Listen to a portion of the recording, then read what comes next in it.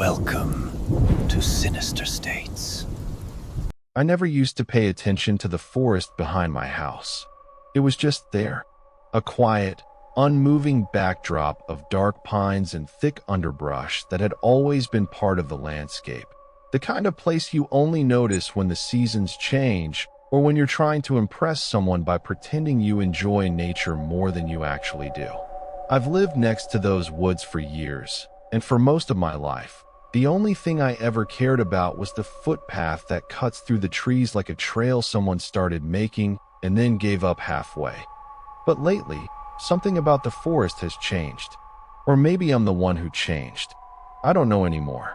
What I do know is that I never used to hear my name coming from between those trees. I never used to feel like the night itself was leaning in closer every time I opened my back door. And I definitely never used to wake up with dirt under my fingernails, as if I'd been outside, even though I swear I hadn't moved from my bed. It started 3 weeks ago, on one of those nights when the world feels too quiet. The kind where every little sound, your fridge humming, branches tapping windows, even your own heartbeat, feels magnified, like someone turned the volume of the universe up just one notch too high. I was standing at the kitchen sink, rinsing out a glass, when I heard something from the forest. Not a noise, a word, my name. At first I thought I imagined it. It was faint, almost like a breath being pulled through leaves. I froze, the glass slipping slightly in my wet hands. There was no wind. The trees weren't moving. But the voice, or whatever it was, sounded like it came from far back in the woods. And it wasn't a scream or a call. It was more like someone saying my name the way you'd say it to get someone's attention without alarming them. Almost conversational. I remember standing there, staring out the window above the sink, waiting to hear it again. It didn't come. I forced myself to let it go, telling myself I must have been tired. Work had been brutal that week, and I was barely functioning. When you're sleep deprived, the world gets blurry around the edges. Things blend together. Minds fill in gaps that aren't supposed to be filled in. That's what I thought it was. The next night, it happened again. This time, I wasn't inside. It was around 11, maybe a little after. I stepped onto the back porch because the temperature had finally dropped enough that the air didn't feel like a hot, wet towel. I was leaning against the railing, half awake, half scrolling through my phone, when the sound came again. Same voice, same tone, same quiet, almost casual way of saying my name. Except this time I knew, absolutely knew, it came from the forest. I lowered my phone and listened. The woods were still, too still. Even the crickets had gone silent. The trees stood in perfect, unmoving lines in the darkness, almost like soldiers waiting for orders. And then I heard it again. My name, whispered in a way that made every muscle in my body lock up. I went inside immediately. Locked the door without even realizing I was doing it. My pulse was still pounding in my neck as I backed away from the glass door, watching the forest like something was going to step out at any second. Nothing did. Eventually, I convinced myself I had to be imagining it again. I tried to go to bed, but I didn't fall asleep until the sky started turning gray to be the third night. There was no denying it anymore. That night was colder, unnaturally cold. I had stepped outside to grab something from my car, and the temperature felt at least 20 degrees lower than it had been 5 minutes earlier. I remember actually seeing my breath in the air, which made no sense. It was early summer. Nights don't get cold here until late September. The sudden drop in temperature sent a small jolt of unease through me, but I tried to shake it off. Then I heard footsteps. Slow, deliberate, coming from the tree line. Not branches snapping or leaves moving. Footsteps. I turned toward the woods, my keys dangling motionless in my hand. For a second I convinced myself it might be a deer, or a coyote, or anything normal, something that belongs out here. But deer don't walk like that. They don't move with the heavy, measured weight I heard pressing into the soil. And then, before my mind could latch onto any explanation at all, I heard it again. My name, whispered softer this time. Closer. That was the moment something shifted inside me. That was the moment I stopped being able to rationalize anything. I didn't walk back into the house. I ran. I ran so fast I dropped my keys on the porch. I didn't even go back for them. I slammed the door, locked it with trembling fingers, and pulled the curtains closed. My heart wouldn't slow down for hours. I sat on the couch with every light in the living room on, staring at the back door like something was going to try to open it, that I wanted to call someone. But what would I even say? Hey, I think the forest behind my house is saying my name. Yeah, no. People don't just casually mention things like that. They get asked a lot of questions they don't have answers to. The next morning, I found something strange. Right at the edge of the forest, where the trees begin to swallow up the sunlight, there were footprints. I noticed them when I was looking for my keys, which were lying exactly where I dropped them. The prints were human, barefoot, too large to be mine, and they led from the deeper part of the forest directly toward my house. But the strangest part wasn't the size or shape. It was the pattern. Every footprint was angled slightly inward, like whoever, or whatever, made them walk with their toes pointing toward each other. I crouched down and stared at them, my breath shaking. They weren't smudged or faded like normal footprints in soft dirt. They were deep, very deep, as if the person had far more weight than a normal human. I followed the trail with my eyes. The prints continued straight toward my porch, and then they stopped, completely. No prints on the porch steps, nothing climbing up, just gone. Like the owner of the footprints vanished the moment they stepped out of the trees. I didn't go any closer. I went inside and shut the curtains again. I tried to pretend none of this was happening, but pretending only works when reality isn't pounding on your door with cold fingers and a voice that knows your name. Over the next few days, things escalated. At first, it was small things. I'd hear rustling in the woods when there was no wind. I'd notice movement between the trees, even though nothing should have been moving. Sometimes the shadows looked wrong, either too tall or too thin, or bending in ways that didn't match the direction of the sun. One evening, I saw something pale standing between two pines. Just for a second. It disappeared the moment I blinked, but the image burned itself into my mind. Tall, slender, almost human-shaped, but not quite. Like someone stretched a person just a little too far and then smoothed their skin into a color somewhere between ash and bone. It didn't move. It didn't even seem alive. But it watched me. I felt watched. Then the whispers started happening earlier in the evening. Not just at night. And not just once. More frequently. More familiar. More insistent. My name. Softly, gently, almost coaxing me. By the 7th day, I was sleeping with the lights on, checking the windows every hour, and avoiding looking at the forest altogether. Every time I caught sight of it, I felt a strange pressure in my skull, like something was trying to push its way forward into my thoughts. I'd look away and the feeling would stop immediately, but the moment I glanced back, it returned. The forest wanted my attention. It wanted me looking, listening, acknowledging, but I didn't want to give it anything. And then came the night that changed everything. The night that made me realize I wasn't dealing with something harmless or curious.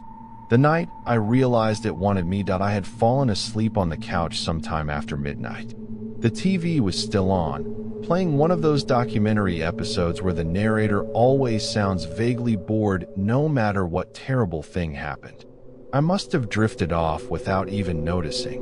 When I woke up, I was standing at the edge of the forest. I don't remember getting up. I don't remember walking to the back door. I don't remember stepping outside. But there I was, barefoot in the dirt, wearing only a t-shirt and shorts, staring into the dark line of trees. The forest was breathing. I swear to you. I swear on every terrified part of my soul.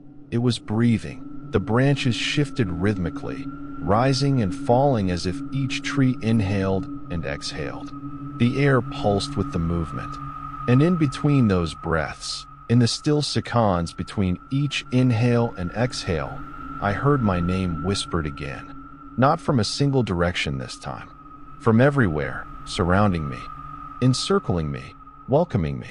And my feet started moving forward that I didn't want them to. I tried to stop. I tried to scream, but my body didn't listen. My legs carried me closer to the tree line, one step at a time, slow and steady, like I was sleepwalking again, but this time fully awake.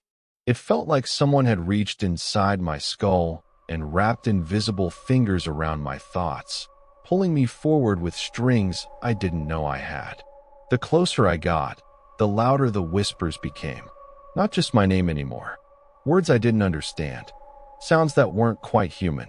Soft and melodic, but wrong. So wrong. When I reached the first line of trees, something snapped, inside me or around me. I still don't know. I stumbled backward as if someone shoved me. My heel caught on a root, and I fell onto the ground hard, my breath whooshing out of me. The whispers stopped instantly. The trees stilled. Everything froze. Then I heard a voice, much closer than before, whisper my name one last time that I scrambled back to the house so fast I don't remember my legs moving. I slammed the door, locked it twice, and sat with my back pressed against it, shaking violently, my lungs refusing to work properly. That was 3 nights ago. Since then, things haven't gotten better, they've gotten much worse. And I'm starting to think the forest doesn't just want my attention, that IT wants me to come back. And this time, it won't let me stop that I haven't slept much since that night. Not truly. Every time my eyes close, I see the edge of the forest, dark and unmoving, yet pulsing with some internal rhythm I can't explain. The whispers are still there, though not always loud enough to understand. They linger like a static in the air, just at the edge of hearing, making me feel as though the forest is a living, patient thing, waiting for the moment I let my guard down. The days have become unbearable. I can't work. I can't focus. Even walking around the neighborhood feels wrong, like the trees at the edge of my vision are calling me home. I tried reasoning it out. Logical explanations. Perhaps it's sleep deprivation, or maybe someone is playing a cruel prank, hiding speakers in the trees, moving shadows to scare me.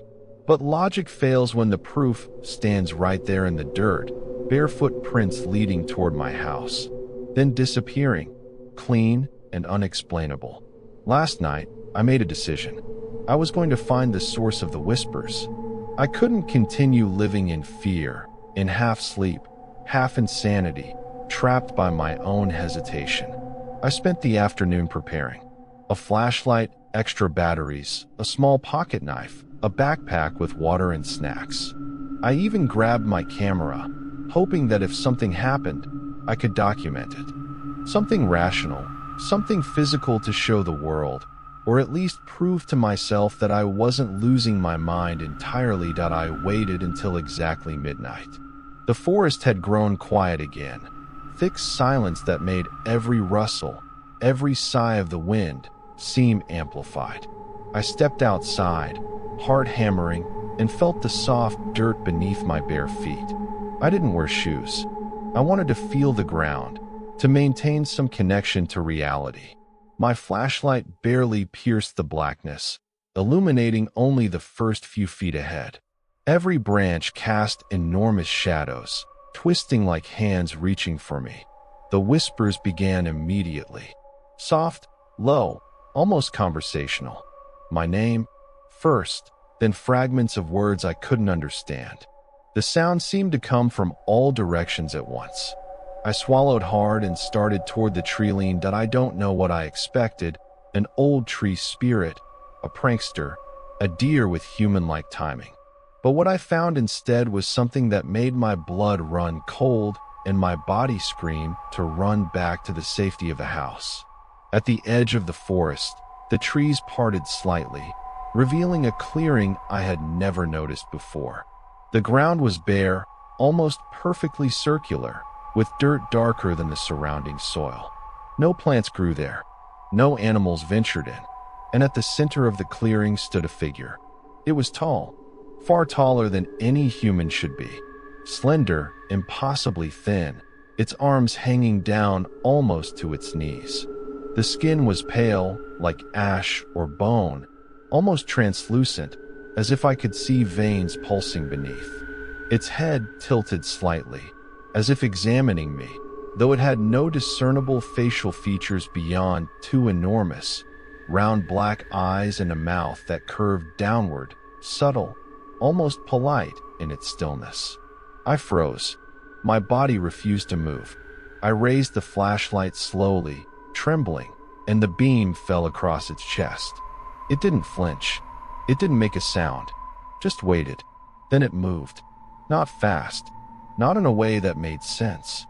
Its legs stretched unnaturally long strides, arms swinging with deliberate, eerie calm. Each step made the ground under it tremble slightly, though I swear it didn't touch the dirt hard enough to create sound. It approached the treeline slowly, still keeping me in its gaze, and then it spoke. Not with words, not really. But the sound was there, vibrating inside my skull, deep and alien, yet unmistakably calling my name. Come, Jack. I stumbled backward, tripping over a root, nearly dropping the flashlight. The beam flickered across the clearing, catching the figure's eyes for a fraction of a second. They weren't like human eyes. They reflected nothing, yet seemed to contain all the light in the forest, pulling it toward them. I bolted. I didn't look back. I ran blindly through the trees, branches whipping against my face, roots tripping me again and again. The whispers followed. Not loud, not frantic, but omnipresent. Every step I took, I could feel the pull of the forest trying to drag me back, to slow me, to make me listen. I reached my back door, gasping, chest tight, my bare feet bleeding slightly on the rough wood of the porch. I slammed the door shut, locked it, and slid to the floor. My flashlight clattered beside me, batteries dead, but it didn't matter. I didn't need it anymore. I had seen it. I had felt it. And now I knew. The forest wasn't just whispering my name. It was claiming it. The next morning, I considered calling the police. Or at least someone. Anyone. But what would I say? A monster whispered my name in the woods last night. No, they would think I was insane. And maybe I was. Maybe that's the point. The forest feeds on doubt, on hesitation, on the moments when your rational mind falters and fear takes over. So I didn't call anyone. Instead, I decided I needed more information. I started researching local legends, folklore, old newspapers, even obscure Forest Service reports. I found stories that chill me to the bone. Reports of missing hikers in the area, of people wandering into the forest and never coming back, of witnesses who described figures exactly like the one I had seen, impossibly tall, pale, with those huge black eyes. Some said it was a Wendigo. Others called it a forest watcher. No one knew what it was, only that it was patient, deliberate, and it had a hunger that was never satisfied. I became obsessed. I spent every waking hour peering out of my windows, recording the forest with my camera, tracing the edges of the treeline with binoculars. I left little markers in the dirt, tried to measure footprints, document patterns. And slowly, I began noticing a pattern in the whispers. Not in the words themselves, but in the rhythm. The whispers came strongest in the dead of night, after I had been alone for a certain amount of time. They intensified when I was scared, when I doubted my own senses, when I allowed myself to feel weak. It was feeding, or at least it thrived on my fear. Then came the night I realized I couldn't stay. Not anymore. I was sitting on the couch, exhausted, watching the forest like a hawk, when I noticed movement in the corner of my eye. A flash of red, something incongruous against the dark greens and browns of the underbrush. I froze. My pulse spiked, and then I heard it again. My name, soft, coaxing, urgent. I grabbed my coat and ran for the door, ignoring the flash of red for the moment. By the time I reached the treeline, It had become clear what it was. A backpack. A hiker. Someone wearing a red jacket, moving unnaturally slow, head tilted slightly downward as though hypnotized. I knew what would happen if they got too close. I had read enough stories. I had witnessed enough whispers. Red wasn't just a color. It was a warning. A beacon. Something the creature sought that I didn't hesitate. I ran toward the hiker, shouting their name, waving my arms. The figure barely acknowledged me. They were moving toward the clearing, toward the place where I had first seen the pale thing. Every instinct screamed at me, stop them, pull them back, save them. I tackled the hiker just short of the clearing. They collapsed against me, confused, dazed. Their eyes were glassy, vacant.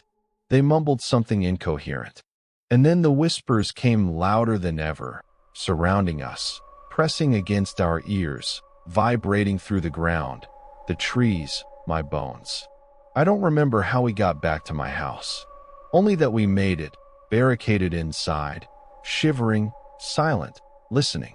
Outside, the forest waited, breathing, patient.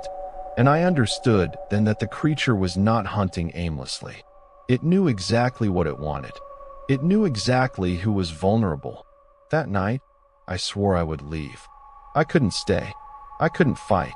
And I couldn't let anyone else stumble into its grasp.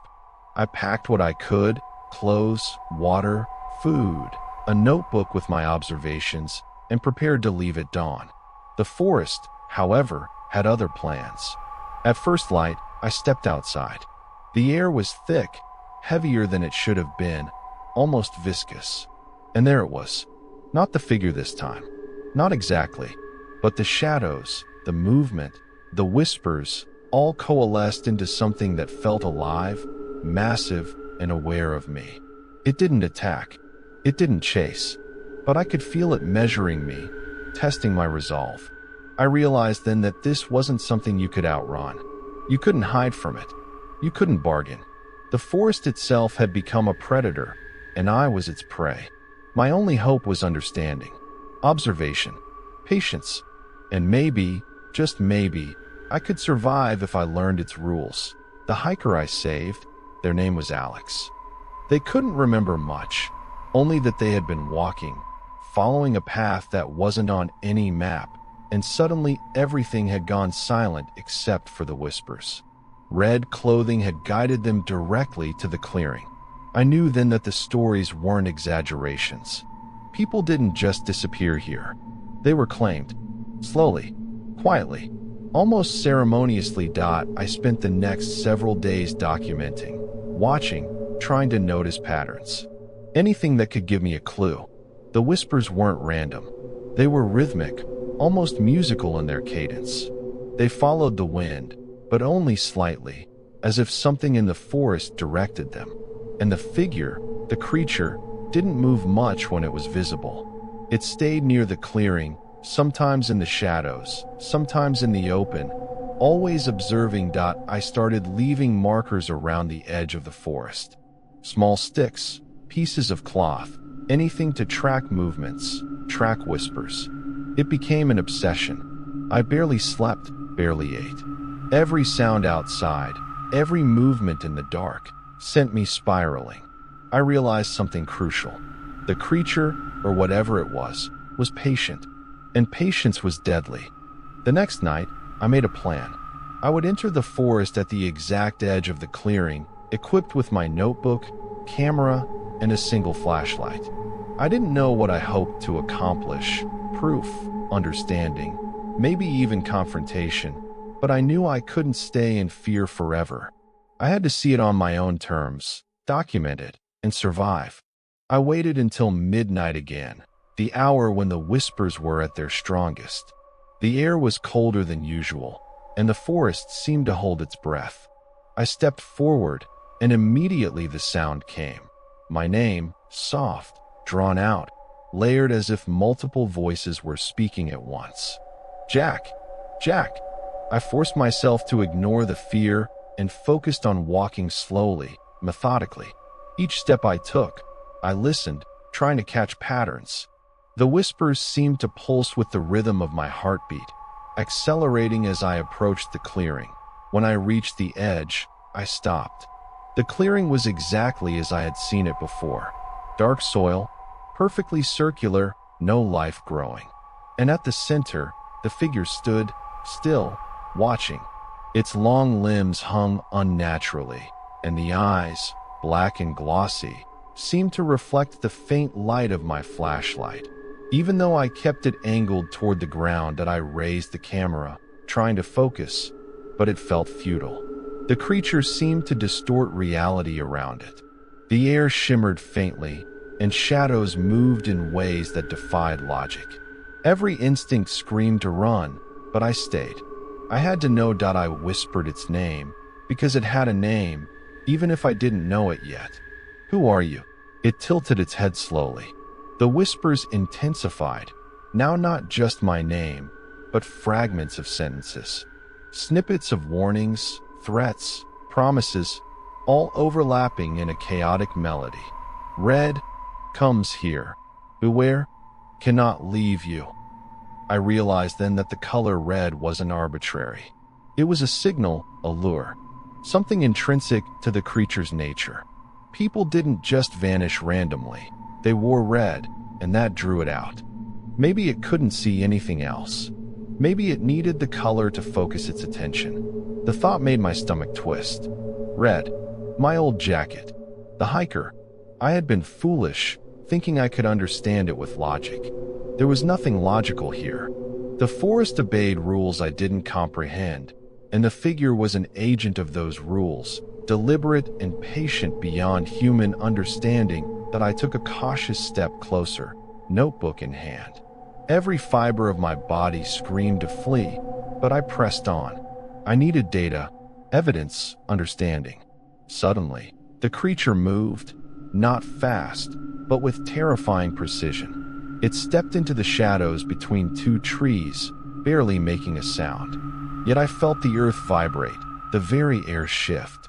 My flashlight flickered, and for a moment, I thought it had disappeared entirely. Then, I heard the whispers again, clearer now, almost as if they were coming from inside my head. "Too close, retreat, observe, survive." I stopped. My heart raced. The figure had not advanced. It was patient, waiting, like it always had been. I realized then that this wasn't a predator in the traditional sense. It didn't hunt for immediate gratification. It watched. It waited. It tested boundaries, gauged fear, and struck only when it knew escape was impossible. I spent hours in the clearing that night, documenting every sound, every subtle movement of the shadows, every pulse of the whispers. My flashlight never stayed steady. Every beam revealed nothing solid, nothing permanent. The figure was there, yet not there, present, yet untouchable. I returned home just before dawn, exhausted, dehydrated, but with a notebook full of observations. The whispers receded with the light of day, leaving only the memory of their presence. I realized the forest had rules, and the creature enforced them with methodical precision. Over the next few weeks, I became more daring. I ventured further into the forest, mapping trails that were barely there, noting patterns in the trees, listening to shifts in the wind. Every night, I returned with more knowledge, more fear, but also a growing understanding. The whispers weren't just sounds, they were signals, cues, a form of communication I could almost decipher if I paid close enough attention.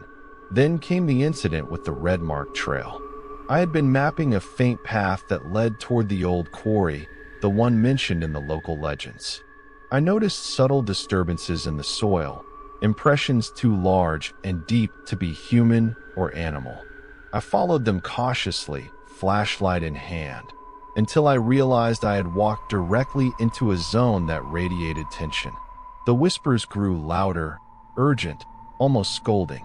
"Return, wrong," warned. I froze. The figure emerged slowly from the shadows of the trees, taller than I remembered, more imposing in person. Its eyes locked on mine. The whispers intensified, a cacophony of voices merging into a single, terrifying clarity. Red, always red, you see, cannot linger. I realized I had broken a rule I didn't fully understand. I wasn't being hunted yet, but I had tested a boundary. The creature watched, assessing, waiting for my next move. I backed away slowly, retracing my steps to the clearing, every nerve screaming in tension. The next night, I returned to the clearing. This time, I brought Alex with me. They had recovered somewhat, but the experience had left marks, distrustful eyes, tense posture, a constant awareness of their surroundings. I needed a witness, someone who could corroborate my observations, someone who could understand the stakes.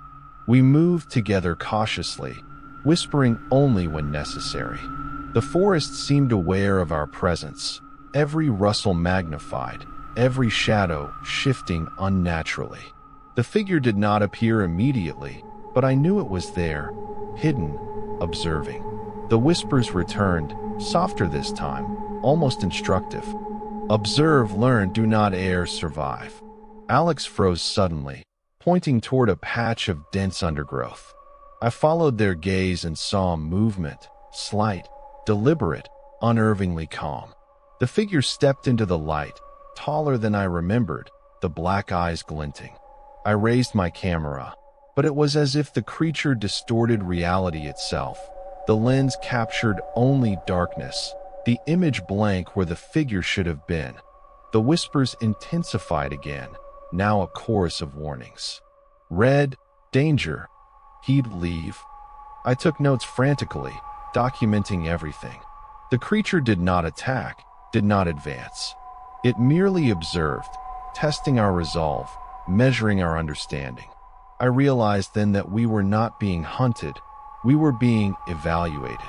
Survival depended on comprehension, on respecting the forest and the rules it imposed. Days later, I returned alone, determined to push further. I had traced faint impressions leading toward a dense thicket near the old quarry. The soil was compacted, dark, unnatural. I stepped carefully, flashlight scanning every shadow. The whispers began softly, almost inviting. My name repeated, layered with fragments of phrases I could almost understand. Follow, see. Return, learn. Then, movement. The figure stepped into view. Taller, broader than I had anticipated, arms swinging slowly, deliberate. It stopped, head tilting, observing. The whispers grew louder, harmonizing into a single, commanding presence. Red brings those who linger heed. I froze. Every instinct screamed to retreat, yet my curiosity overpowered fear. I began speaking softly, documenting, asking questions aloud. Why the red? What do you want? The whispers shifted tone, almost amused, almost instructive. Seeth, observe, learn, respect, survive. Hours passed. I moved slowly, carefully, every note recorded. The figure did not advance. It was patient, its presence a constant test, a challenge of understanding. By dawn, I had pieced together fragments of its logic. The red, the patience, the whispers, they were part of a system, a set of rules that govern survival within this forest. Violate them, and the forest would claim you. Respect them, and you could exist at the edge, a witness, an observer. That I returned home as sunlight broke over the horizon, exhausted but enlightened. I knew now that leaving would be impossible. The forest had embedded itself into my life, into my perception. The whispers were not merely sounds. They were instructions, guidance, a framework for survival. I began preparing for the long term. Supplies, maps, careful observation logs. I understood that the forest and the figure within it were neither evil nor malicious. They were forces of nature, ancient and patient, operating on rules I was only beginning to comprehend. The red-marked hiker would not return. Others would come, drawn by curiosity, by ignorance, or by the same need to understand that drove me. I had to be ready, not to fight, but to guide, to observe, to ensure that the rules were followed and that the forest's balance remained intact. Now, I live at the edge, never fully inside, never fully outside. I watch. I listen. I document. The whispers are constant, but I understand them now, partially, in fragments. My name is part of them, my presence noted, my actions measured. Survival depends on respect, on understanding, on patience. The figure is always there, sometimes visible, sometimes hidden. It does not speak in words humans understand, but its instructions are clear. Red is forbidden. Silence is required. Observation is essential. Do not linger. Do not provoke. Respect the forest and the rules it has imposed for generations. Some nights, I think about leaving, abandoning this fragile understanding, returning to normalcy. But the forest would not allow it. Once you are touched by the whispers, once you hear your name carried in the wind, the edge is your life. You belong to its rhythm, its patience, its eternal vigilance that I have learned to sleep lightly, to move quietly, to watch and record. Each day, each night, the forest teaches me more, slowly, patiently. I am no longer just a witness. I am part of the system, part of the balance, part of the unspoken contract, and the whispers continue, carrying my name, not as a threat, but as a reminder. Respect, observe, survive.